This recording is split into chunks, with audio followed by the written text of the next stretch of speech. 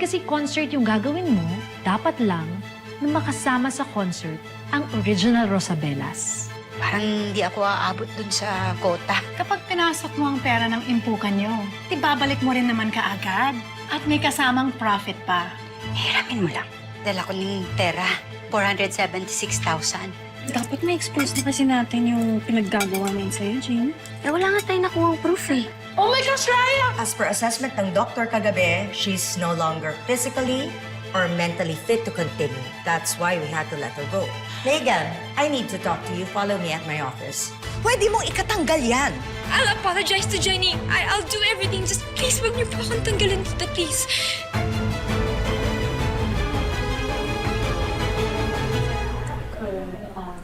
LJ, bakit di ka nagpa-practice? Hirap kasi mag-concentrate. Iniisip ko pa rin si Daddy. Gusto ko siyang kamustahin. Pero hindi naman siya pwedeng tawagan.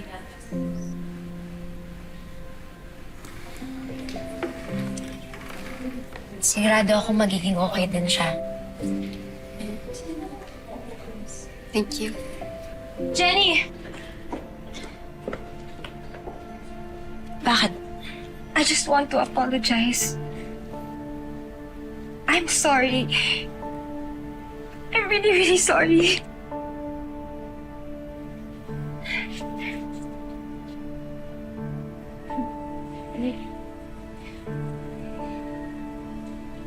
Para saan? Inaamin mo na ba yung mga ginawa mo? Yes! Inaamin ko na lahat.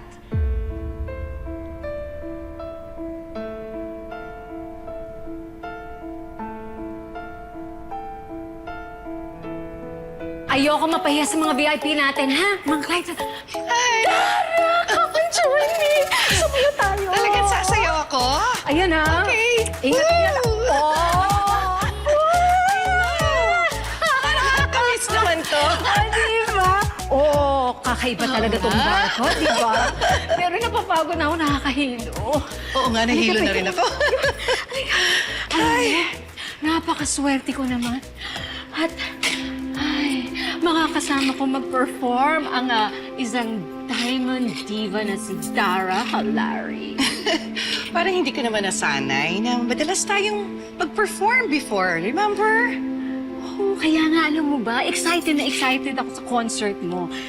Hashtag Rosabellas together again. Oh. Pero teka. Nasabihan niyo na ba si Minchi tungkol dito? Hindi pa. Pero alam mo naman yung feelings ko doon, hindi ba?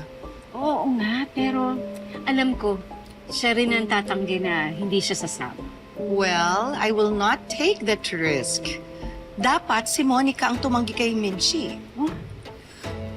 Charisse, do you know anything about Minchi? Na pwede kong gamitin para lang, alam mo yun, para hindi siya isama ni Monica doon sa concert. Ha? Yes. Naku, Daro, wala. Please tell me Wala anything. ako. Wala ako. Baka naman meron siyang kapalpakan sa buhay o ano ba, Wala meron siyang talaga. pinagdaanan na gulo. Dara, Oh, bakit ba sobrang interesado ka kay Minchi?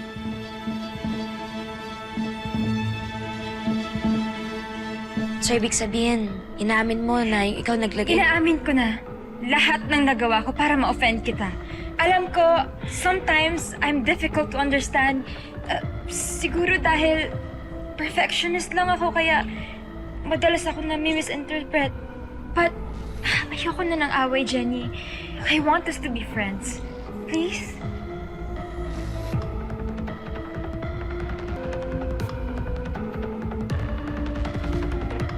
Truth? Okay lang kahit hindi mo na aminin yung mga ginawa mo. Papalampasin ko na yun, Megan. Pero sana totoo itong pinapakita mo.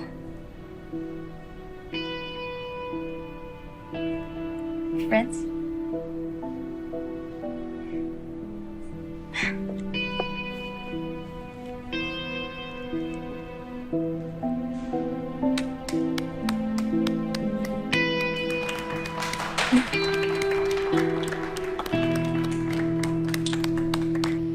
hi Perry. Kumusta ka na? It's been a long time na hindi tayo nagkasama. Huwag mo ibahin yung usapan. Ha? Bakit sobrang interesado ka kay Minchi? Very relax. Curious lang ako sa buhay ninyo ni Minchi. Kung ano man yung narinig mo kanina, walang ibig sabihin yun. Alam ko may dahilan kung bakit sobrang interesado kang malaman ang kalagayan ni Minchi. Ng asawa ko. Pwede ba tigilan mo na yung asawa ko? Ha? Nagpakalayo na siya sa'yo. Tinakwil na nga niya yung pagkanta dahil sa'yo, dahil sa mga kagagawan mo. Nasira mo na siya. Ano pa bang gusto mo mangyari sa kanya? Kung anong nangyari kay Minchi, kagustuhan niya yun. Alam ko may kasalanan siya. Pinagbabayaran na niya yun. Kaya hayaan niyo na siya. Hindi ka pa ba masaya sa nakikita mo? Nakuha mo na nga ang gusto mo. Gaano kabagsak ba dapat si Minchi na makita mo para lang tumigil ka? Dahil kung nandito ka, para itulak palalo si Minchi pababa, hindi na ako papayag niyan. Alam mo, pasensyahan tayo ha, pero ako na makakaharap mo. Eric, relax lang. Ang swerte ni Minchi sa'yo, no? Sinalo mo siya nang walang-wala siya. Kasi mahal ko siya. Siya at ang anak namin. At gagawin ko ang lahat para protektahan siya sa'yo. Sa mga kagaya mo na wala nang ibang inisip kundi ang kapahamakan ng mga ibang tao. May kanya-kanya na kayong buhay. Nananahimik na si Minchi kasama ang pamilya niya, kami na pamilya niya. Kaya pwede ba? Nakikiusap ako sa iyo, Dara. Ngayon lang. Tantanan mo na yung asawa ko.